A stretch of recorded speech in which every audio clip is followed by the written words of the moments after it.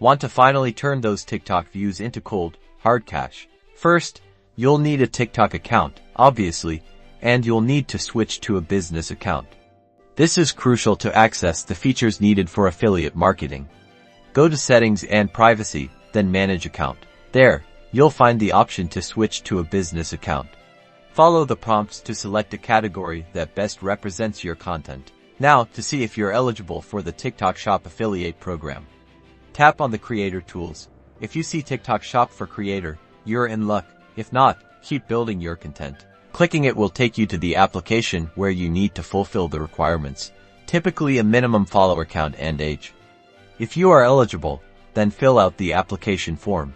Once approved, you can browse products within the TikTok Shop showcase.